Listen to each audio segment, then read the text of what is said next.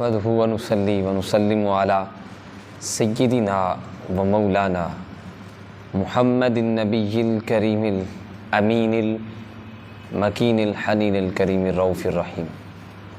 اما بعد فاعوذ باللہ من الشیطان الرجیم. بسم اللہ الرحمن الرحیم. اللہ رب العزت کے فضل و کرم سے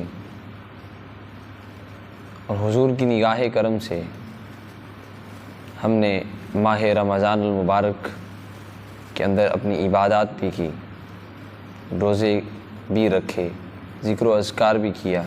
اللہ پاک اس سب کو اپنی بارگاہ میں قبول و منظور فرمائے. اور آپ تمام احباب کو میری جانب سے عید کی خوشیاں بہت بہت مبارک ہوں.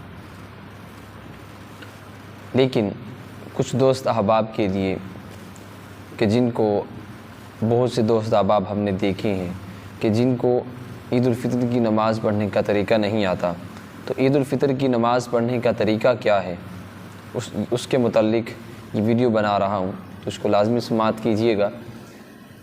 تو عید الفطر کی نماز پڑھنے کا طریقہ یہ ہے کہ سب سے پہلے ہم نیت کریں گے کہ 2 رکعت نماز عید الفطر زائد 6 تکبیروں کے، بندگی اللہ پاک کی، پیچھے اس امام کے آپ سبھی لوگ جو ہیں وہ اللہ اکبر کہیں گے. پہلی تکبیر ہوگی، دونوں ہاتھوں کو کانوں تک بلند کیا جائے گا. کانوں تک جب آپ بلند کر لیں گے اس کے بعد آپ ہاتھوں کو باندھ لیں گے.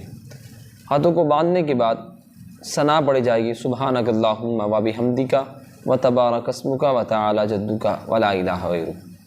پھر اس کے بعد تکبیر کہیں گے، دونوں ہاتھوں کو کانوں تک اٹھائیں گے. پھر دوسری تکبیر کہیں گے، پھر تیسری تکبیر کہیں گے اور ہاتھوں کو باندھ لیں گے.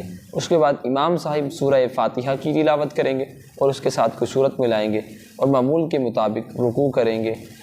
قوما سجدہ کرنے کے بعد ہم دوسری رکعت کے لیے کھڑے ہو جائیں گے. جب دوسری رکعت کے لیے ہم کھڑے ہوں گے تو پھر طریقہ کار یہ ہوگا کہ امام صاحب سورہ فاتحہ کی تلاوت کریں گے، کوئی سورت ساتھ ملائیں گے اور رکوع میں جانے سے پہلے پہلی تکبیر ہوگی، دونوں ہاتھوں کو کانوں تک بلند کریں گے، پھر ہاتھوں کو نیچے چھوڑ دیں گے.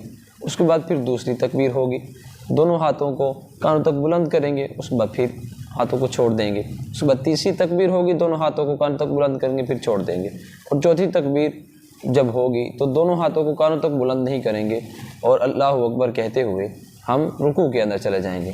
رکوع کریں گے، سجدہ، قوما، یہ ساری چیزیں کرنے کے بعد تحیات پڑھیں گے، درود شریف پڑھیں گے اور آخر میں دعائے معصورہ پڑھیں گے.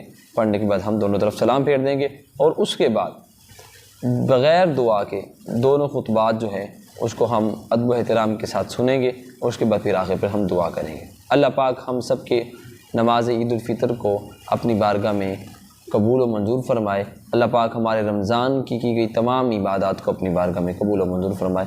خوش رہیں، سلامت رہیں. میری طرف سے تمام احباب کو پھر دلی عید کی خوشیاں مبارک ہو. اللہ پاک ہم سب کا حامی و ناصر ہو، ہم سب کے اوپر اپنا فضل و کرم عطا فرمائے.